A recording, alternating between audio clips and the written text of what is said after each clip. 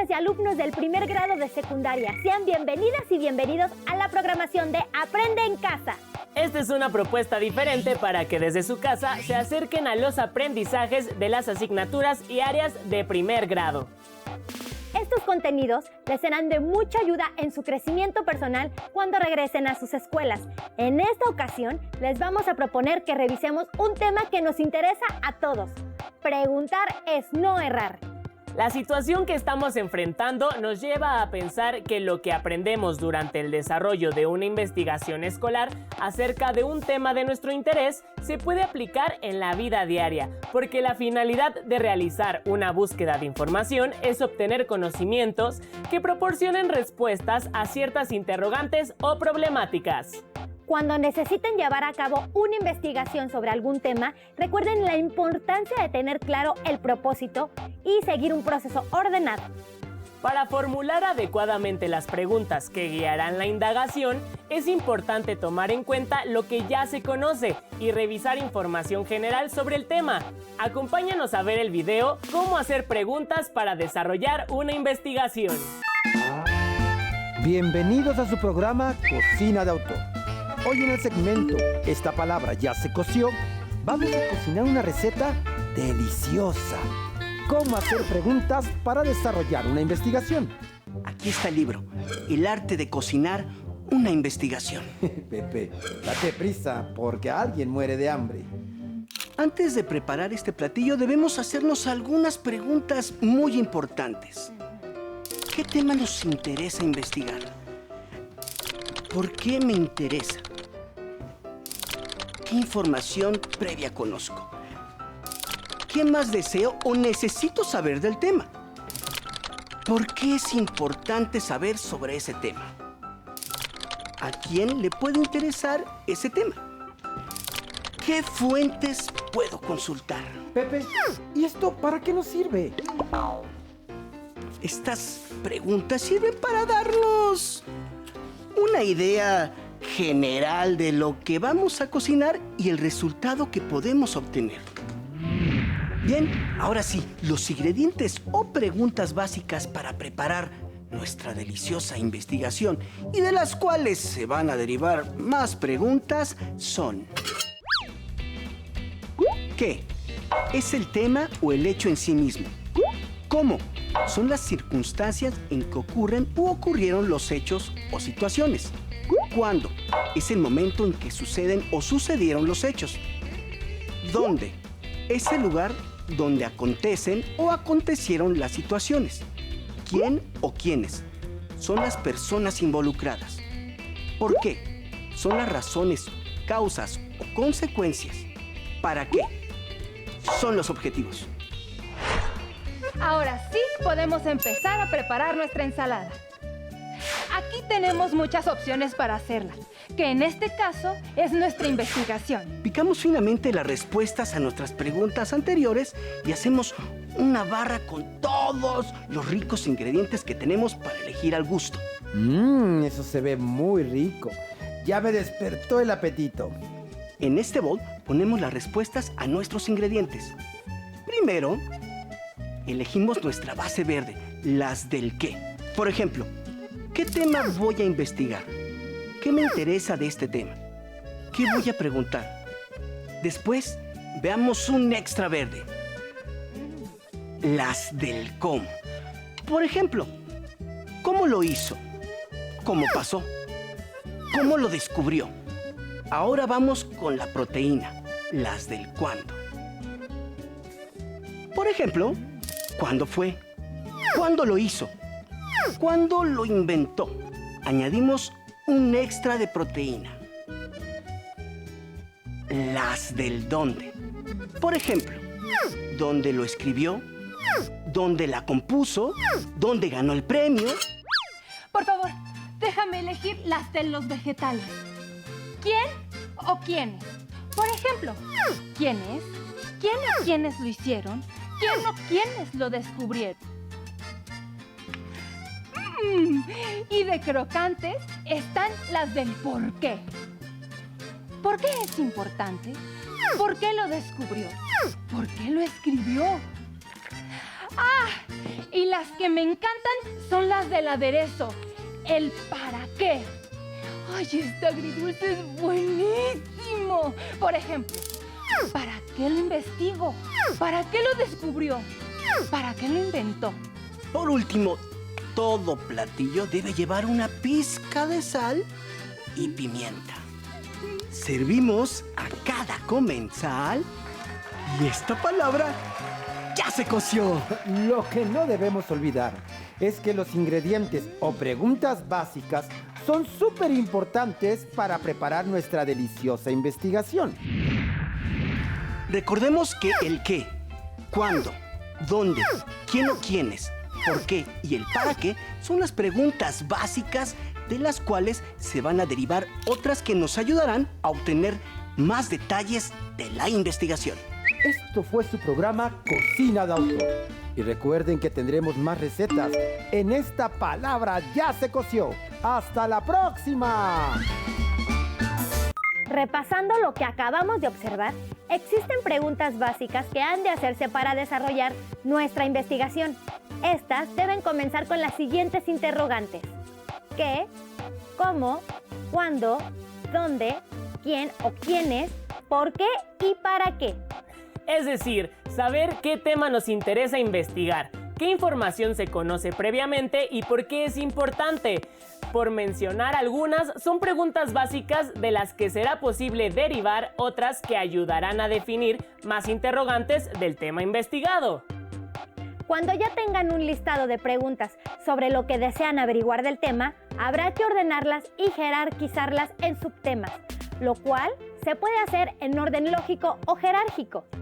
Por otra parte, elegir el tipo de formato con el que se darán a conocer los resultados de una investigación significa una importante toma de decisión, pues se requiere considerar varios aspectos.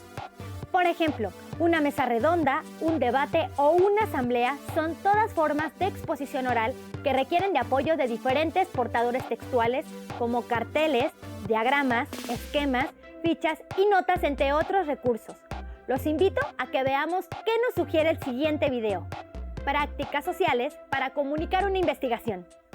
Bienvenidos a una emisión más de su programa favorito, Cocina de Autor. Hoy nos acompañan en el Café de las Musas Marie Curie, científica polaca, pionera en el campo de la radiactividad, quien dedicó toda su vida a la investigación y cuyo trabajo mereció 2 premios Nobel de Ciencias.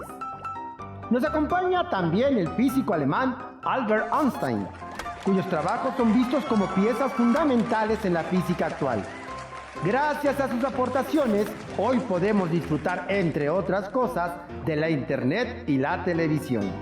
Mari y Albert nos hablarán sobre las prácticas sociales para comunicar una investigación.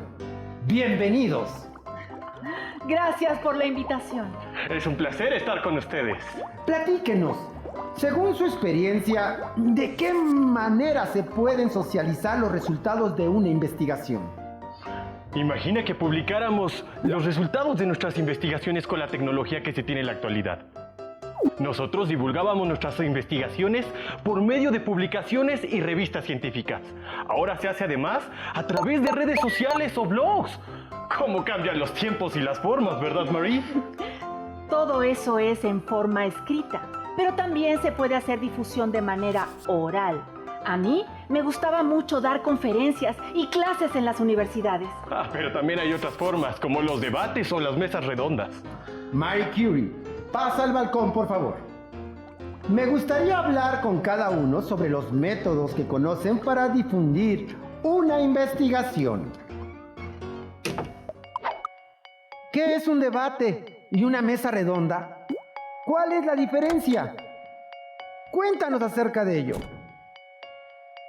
Desde mi experiencia, un debate es un diálogo en el que se enfrentan 2 posiciones opuestas sobre un tema para intercambiar opiniones críticas. Se caracteriza por la presencia de 2 debatientes o equipos con postura diferente respecto de un tema. Un moderador que dirige el desarrollo del debate.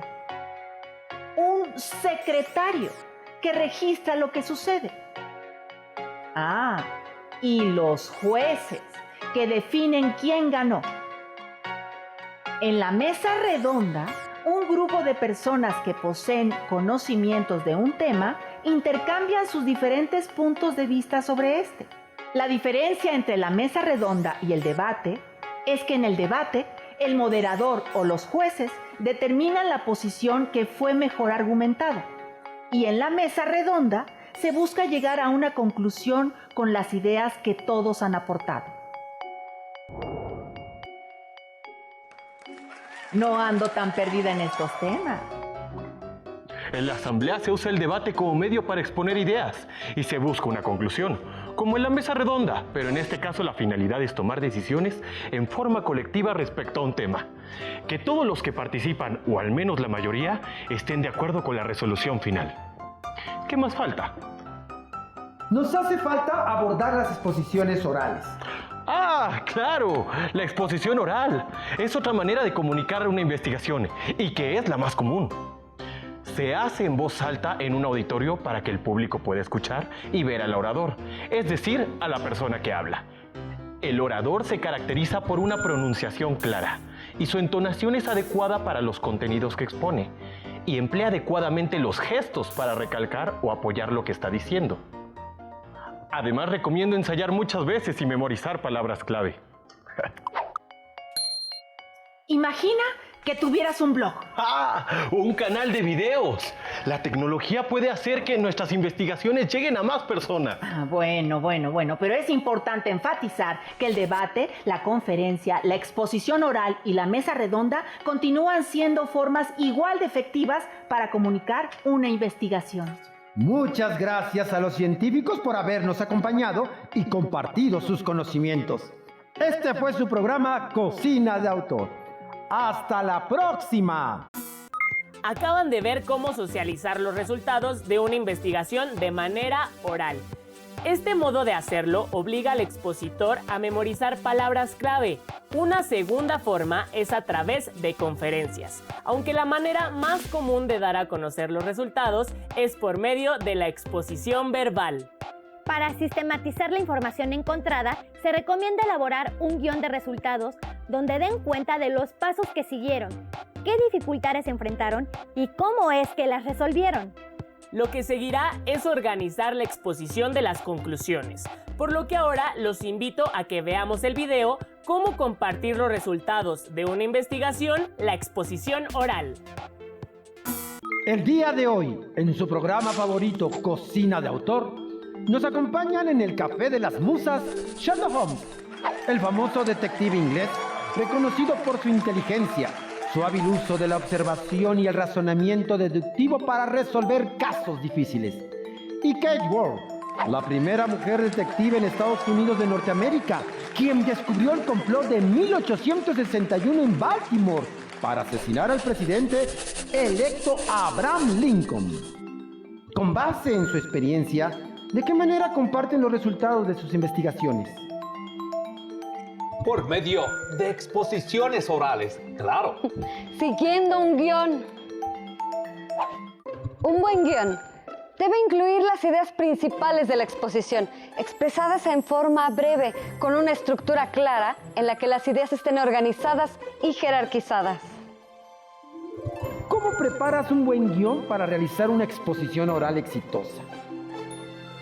En realidad, eso siempre lo hizo Sir Arthur Conan Doyle por mí. Pero puedo hablarte de algunos elementos que siempre es importante considerar en una exposición oral. Lo primero es tener claro cuál es el tema sobre el que vamos a hablar y el público al que nos vamos a dirigir. No es lo mismo hablar al señor juez que a los miembros del jurado. Debemos pensar un título atractivo que sea representativo del contenido de nuestra exposición. Por ejemplo, El sabueso de los Baskerville. Este título dice a nuestra audiencia que el contenido de la exposición estará relacionado con una familia cuyo apellido es Baskerville y con un sabueso. Finalmente, hay que tener en cuenta la duración, es decir, ¿De cuánto tiempo disponemos para nuestra exposición? Muchas gracias por tus consejos. Puedes continuar con tu investigación. Kate Ward, ¿nos puedes explicar cuáles son los pasos a seguir para preparar una exposición oral? Claro, primero debemos recopilar información del tema elegido. Al hablar en público, debemos tener información actual y verdadera. Por eso es importante acudir a fuentes confiables. Después debemos elaborar un guión. Es importante incluir recursos de apoyo, es decir, todos aquellos elementos que faciliten nuestra exposición. En la exposición oral debemos usar un lenguaje comprensible para nuestra audiencia y es importante utilizar la terminología propia del tema. Sherlock Holmes, tú que eres tan observador, ¿has descubierto si se utiliza algún patrón que ayude a organizar las ideas para una exposición oral? Elemental, mi querido narrador. Desde Aristóteles los discursos se estructuraban en 3 bloques. Introducción, desarrollo y conclusiones. En la introducción se saluda al público, se busca llamar su atención, se presenta el tema principal y los objetivos de la exposición.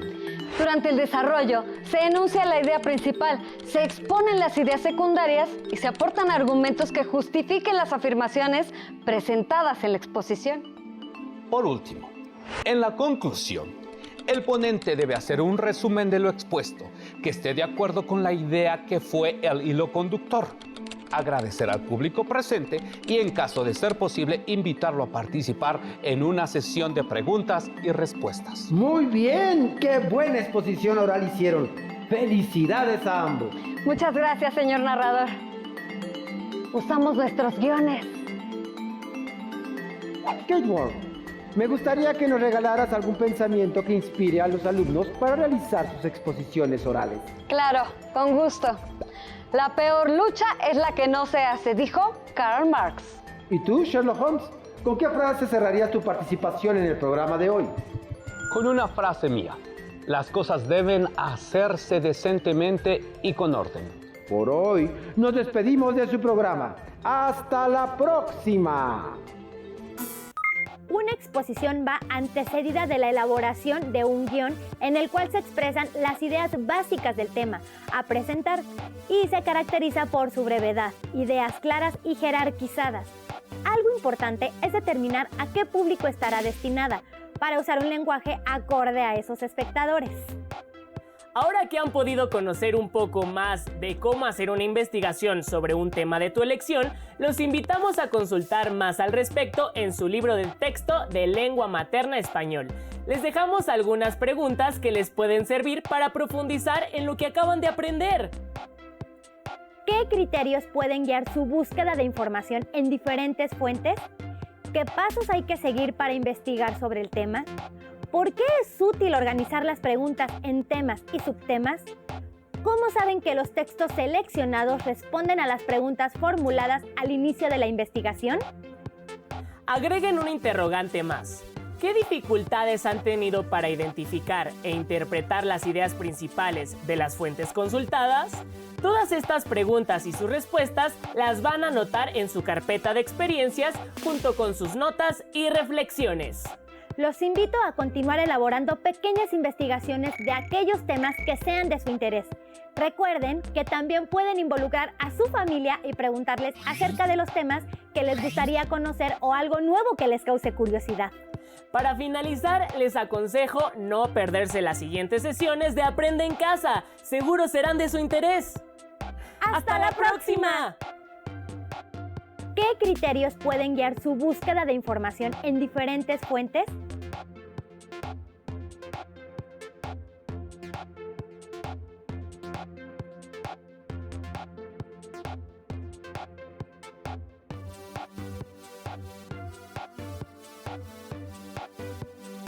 ¿Qué pasos hay que seguir para investigar sobre el tema?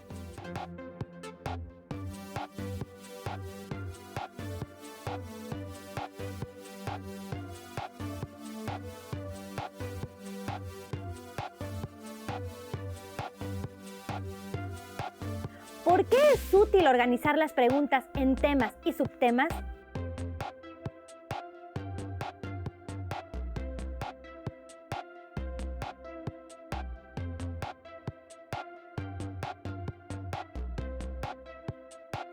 ¿Cómo saben que los textos seleccionados responden a las preguntas formuladas al inicio de la investigación?